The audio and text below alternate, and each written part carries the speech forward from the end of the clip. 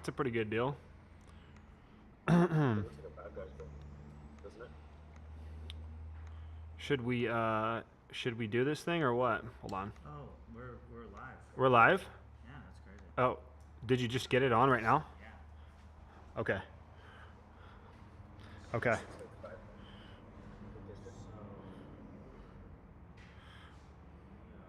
So I guess we're moving it. Yeah, we take like 2 bites. that's crazy. Okay, so we're live. Are we live streaming on YouTube Yeah. right now? How many we got? Well, 100? 200? no, yeah. Damn it. Can we curse on live stream? Yeah. Can we do that? Yes. Sweet. Wait. Okay, so. What's up, guys? Welcome to the live stream. Yeah. We're going to talk about change orders today. So then we should have this link and put it. Change order This YouTube link. to the live stream? Yeah. Should we put it anywhere? Well, we should put it on all the everywhere. So like, hey, we're going live, and then we should have a link in the live to the community so that people who want further training can go and get it if they want it, right? That's the move. So I'll have all that ready. Right now we're live. thank you for being here. This will be recorded. What's up? Those videos, they look really nice. The clips that you're doing. That's all Colby, dude. That's all Colby. You got to say They look real good. thank you. That's Colby. Change orders. We need some other people here because I'm talking to some people who aren't here right now. That's okay. Hopefully they're watching, which they're not right now. But this will be good for both of you guys. I already had a conversation with you about this. Freaking pointing at you with this thing. But yeah, really important change orders. When you get them, you know what a change order is? When you need to modify the scope of the job, right? Modify the scope of the job while it's happening. Yep. And Like an example might be if yep. the crew tears off the roof and there's a bunch of rotten plywood you didn't know about. Yep. So rotten plywood. Ply, which hopefully you are doing everything you can to make sure that You know you're finding this stuff. Check in the attic, walk on the roof if you find like dips and stuff like that. Jose likes to put 10 pieces of plywood in the quote, and he just says, hey, we give it away for free, but he bakes it into the cost in the case that they need it replaced, right? Okay, cool. And then when you order it, you know that it's already covered. You don't necessarily have to like bring it to the job site unless you know it's going to be replaced, but at least you charge them for it ahead of time, and likely they're going to need it anyway, right? Rotten plywood, what else? What else, Kaylee? Materials. Were not there that should have been there. Materials that were not there that should have been there. Yeah, this is like, yeah, so starter, drip, materials, not ordered. Now this one is a big deal because this one the customer is okay with. This one, the customer is not okay with because this is your fault, not yours, but you get what I mean. This is the fault of the person. This one is completely preventable, and you just didn't do your job here. And it's either a lack of knowledge, or it's a lack of double checking to make sure that you did order everything, right? So you want to make sure when you do send out an order that you are very thorough and that you go through and tick all your boxes. One of the things that we've been not ordering is back pans for skylights, right, Raph? What? Back pans for skylights. Make sure that you order your back pan for your skylight.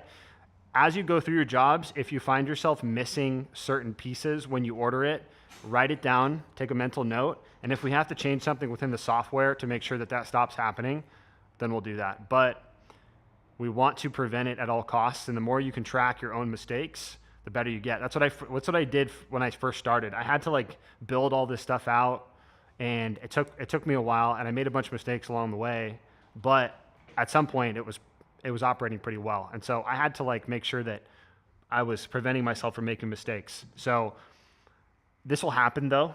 It's going to happen. If you miss a bunch of bundles of shingles, let's just say, that could be a big deal.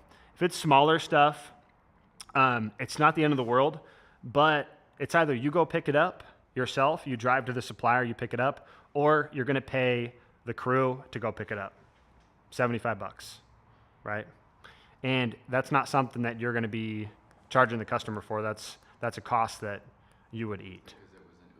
It was an oopsie. Now this is another one. Another one is multiple layers of shingles.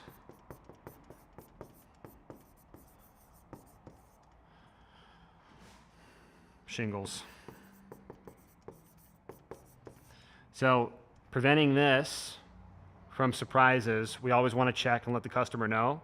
But sometimes you can't avoid it, and sometimes in some areas you just can't see it. And so you call the customer, let them know that hey, there was a change order. Always make sure with both of these, and the RSPs know, the roofing service partners, they know to take before and after photos of this. Whoops, let's go back. They know to take before and after photos of rotten plywood, multiple layers of shingles, so that we have proof to show the customer. Because here's what happens.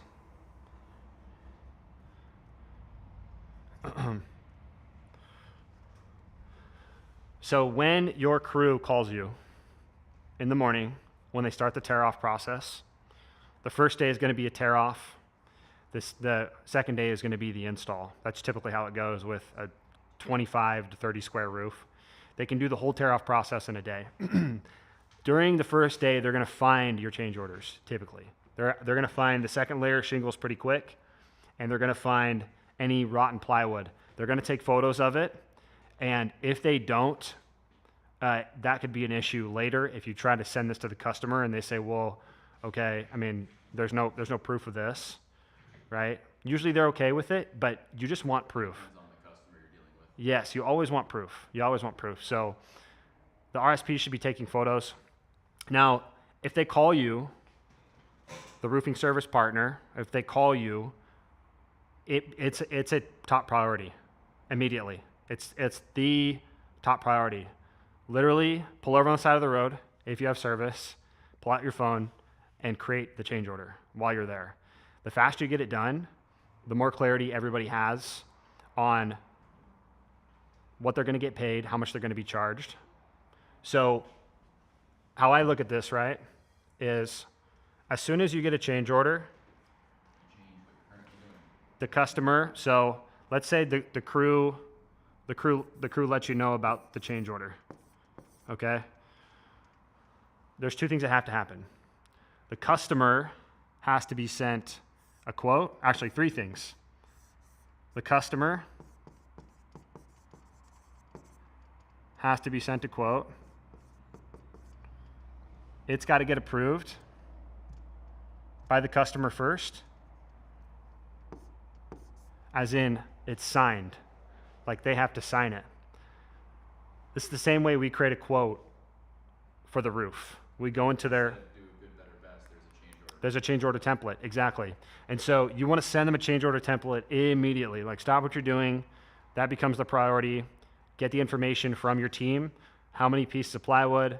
Make sure you have their labor costs in there for how many pieces of plywood it's going to be. And if there's any dump trips they have to make, like let's say they have to tear off an extra layer of shingles, make sure there's the labor item for them so that they get paid for the extra layer tear off, and make sure there's a dump line item as well, because they have to take the shingle to the dump, and you got to add a dump trip. So you got to think about this when you're doing it too, right? Now, it's not always the case. It's kind of case by case. If you have like 10 sheets of plywood that are getting taken off, they can throw it in the same dump trip, right? So it can just be a single dump trip. I'll help you out with this if you get one. You call me when you get a change order and I'll help walk you through it. But this is what has to happen. The customer has to sign it. If you tell the crew to proceed through a change order without the customer signing it, you could leave yourself at risk of the customer refusing to pay for the work that's done. Right? And then what ends up happening is now the crew wants to get paid for the work that's done. The customer doesn't want to pay for it. And now it's your fault because you didn't write the change order. And ultimately, it falls on you as the customer service partner, the salesperson. So ideally, the crew stops what they're doing, doesn't proceed with work until the customer signs the change order. Which is why you're pulling over on the side of the road. This is why you'd pull over. And you don't have to, like, if you can get it by the end of the day and you get a verbal from the customer, that's better than nothing. If you say, like, hey, you have kind of a number in your head, here's a range of what it might be, and they say, okay, that's fine. You could tell them to proceed, but get the change order in before the end of the day. It's super important. Missing this stuff costs you money, it costs us money. So we just want to make sure we're not losing this. After they sign it, another two things have to happen: work order and material order. So work order, material order. So from this quote that they sign, a work order will be created for the extra work that you'll send to the crew for them to sign. And if there's any materials that need to be ordered from the supplier that they have to go get, you would put that in there as well. And so I would add the delivery or the trip fee for them to go to the supplier in the work order because it's a labor item. And I would send that to them. They would sign it. I'd say, hey, you guys go pick it up. It's ready for you. Invoice. Like if you don't put a PO on there, it's like untrackable. And then the guys want to get paid, right? So the guys need to get paid for the work that gets done. The customer has to know what they're going to be paying. It's all got to be part of the system. So it all starts with you, though. It all starts with you making sure that you're staying on top of it.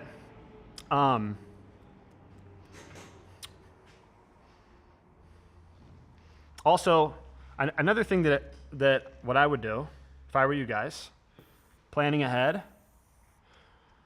We'll talk about this real quick. I kind of want to move this down if I can. I'll just go like this.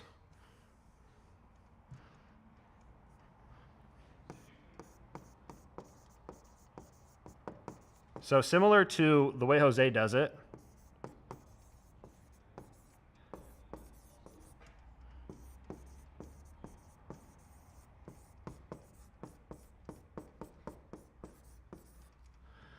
so something I might incorporate into my quotes to the customer as a hidden line item. Generally on jobs, would you say how many jobs have you been on where the crew had to go make a material trip? Every single job. Okay. Okay. Okay. There has not been one that they didn't have to. Okay. So ideally we have none, but it's impossible to not have none. Okay. The better we get at our ordering the right stuff up front, the less material trips we're going to need to make, right? But instead of at least one, right? At least one, if not multiple. Ideally, we do one.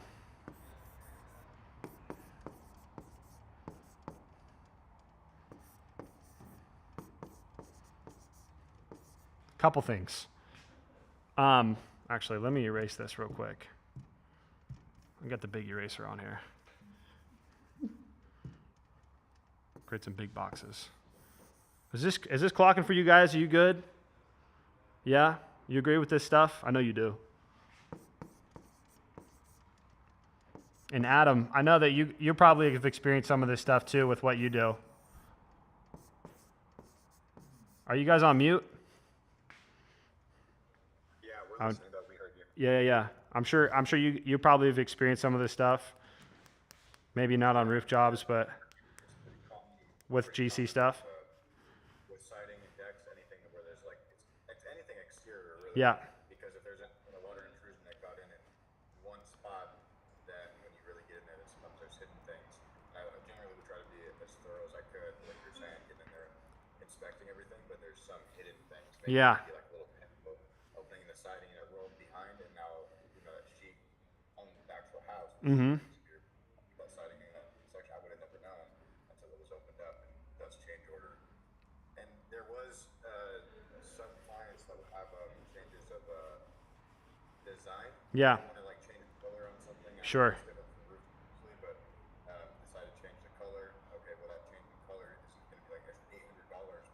Right. that, right, and those kind of things. So, They're changing stuff during the project, right? yeah, but,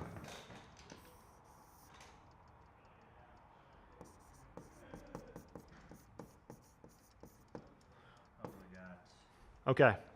we got someone in the live. So, planning ahead for your change orders. Days, jobs are typically about 2 days, 2.5 days, I'd say on average. What I would do, and what I might start incorporating for you guys, is bake in an extra material pickup trip that gets paid to the guys, regardless of if they make one or not. They're likely going to make one. So you might as well bake one in there for them. It's a, Rather than having to do a change order and have that conversation with the customer. Yeah. You bake it in so that mm-hmm. it's assumed it'll happen. Yes.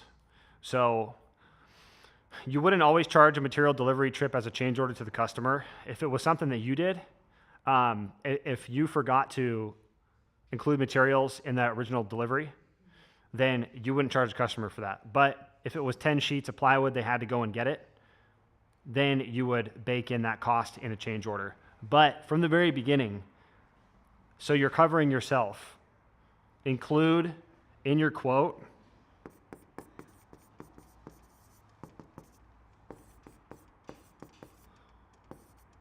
a material trip fee, labor fee. Do you pay your guy, Jose? Do you pay your guys for going to pick up material, or do you pick it up for them?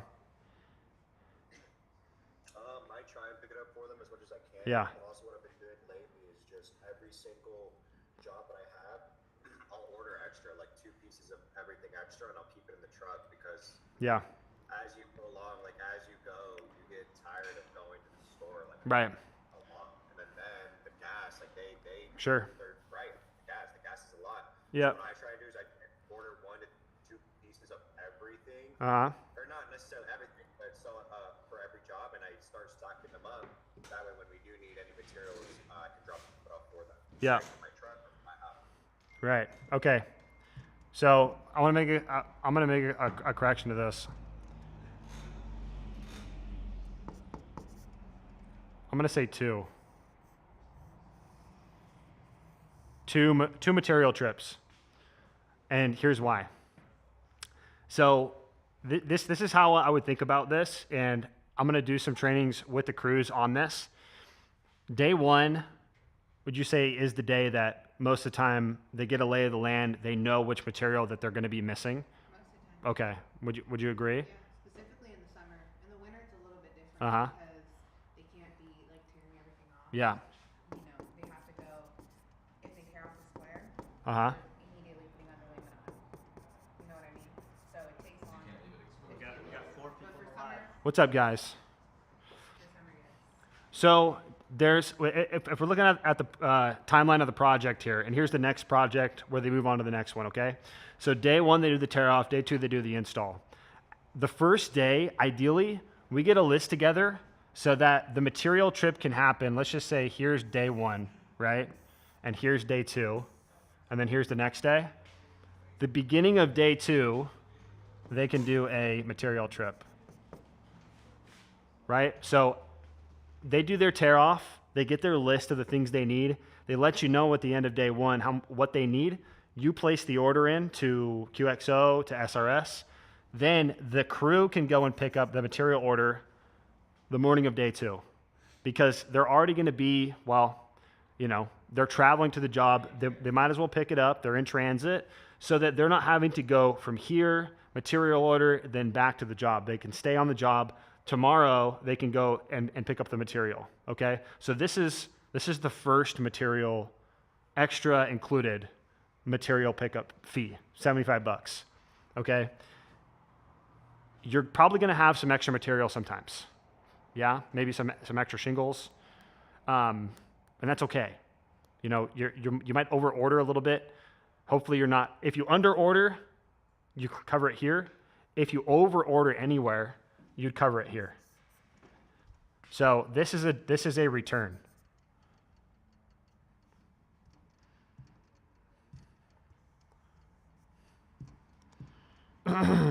Return.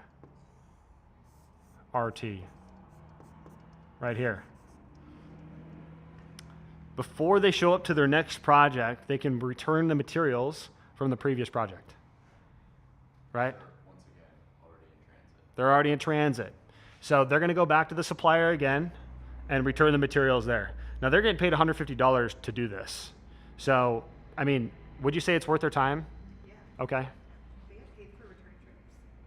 Yeah, you should be. I didn't know that. Okay, I thought it was just like material trips, No, I mean, technically it is a material trip. Like, Okay, if they're making like a dump but trip, that's a stop. Yeah, yeah, yeah. right? And so, I mean, we want to pay the guys like if they're not on the roof and they're in transit doing something, and it's for the job, they need to get paid somehow, Yeah. right? So, material trip and return trip, pay your guys for it. But this eliminates. You can have a material runner too. You could pay somebody.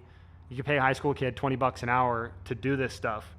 But if you pay your crews to do it, it unlocks your sales time and it makes it worth it for them so that they're not like, well, I feel like I'm being put out by having to go make these material trips. Well, now they're getting paid for it. You're saving time and you bake this into the start of your job because this is likely going to happen. If this doesn't happen and you pay them an extra $75, so what? It only benefits them and then it covers you in the case. It's like insurance. They're going to ask to be paid for it. They should ask to be paid for it, especially if they're doing return trips. Okay? This is why I want these guys on here too. You know, return trips. Huh? So, does that make sense though? Does that make sense? Anybody else on here? So you'll get this when you go through your projects. You'll start to understand if we set it up like this, it's going to eliminate a lot of headache for the crew and for you. And also, if you feel like the crew should, if they're within distance of a supplier, they can go and get the material, especially with this. It's not putting them out, right? It's not a big deal for them to go and pick up the materials, especially if they're getting paid for it. So the more you can structure your process like this and the more we can all be on the same page, the better we're all going to be, the more efficient we're all going to be. Ideally, the crew stay there. You shouldn't have to be there spectating on the job the whole time. Unless it's a subcontractor, then you need to be there to take photos. But either way, you want to pay your guys for material trips and return trips. You know what I'm saying? Do you bake in your material trips and your return trip for when they're returning materials? Do I bake it in? In the beginning of the job? Oh, you do it? Yeah. Oh, really? Yeah, no, he's like really honest. Like, You gonna take money from me? No, I don't think so. No? Okay, well, hey, what's your time worth? You know? $75 is worth my time. Yeah, okay. Well, different strokes for different folks, but hey, if you want to be a top performing, top of the line guy, do this. He's really good though. I'm just saying. He's really good. He's got a fast truck, but it breaks down sometimes. Okay. All right. But this is the main thing. This is the main thing I wanted to go over. Change order, creating the quote for the customer immediately. How fast do you do it when you get a change order? Are you doing it right away? Sometimes right away, sometimes wait a few hours. Okay. At least within a few hours. How I do change orders sometimes too. Uh-huh. Like this is like a perfect example. Mm-hmm. Yesterday they let me know that they needed like 4 sheets of plywood. Yep. So sometimes I'll lag a few hours. Mm-hmm. But what I think you should do if you do that, you should have the photos with you. Yeah, absolutely. Send them the photos. Send them the photos. Be like, hey, like it's gonna be an extra Yep. 4 sheets. This is the price. I'm gonna send you a Mm-hmm. change order, and then Yeah. Have some ammo in your pocket to send them. Yeah, and this is like, and they sign every single time. yeah. You can add in your change order, just like the quote, you can add photos to the bottom of your quote so that they can see what's happening. And you should always, especially with a change order. So they don't Um, just need to believe you, they can see. They can see it. Why there needs to be Yeah. a change order, and Yes, always, always. So that's why it's so important. That's why it's so important to get photos from the crews. They'll have their company cam apps. Company cam is an app it's a contractor app. It's really popular.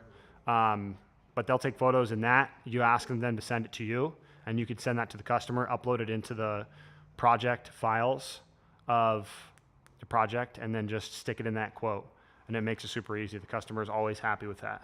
So, but just remember, the customer has to sign it first, then work order, then material order. And this all has got to be signed. So, anyways, got the peanut gallery over here.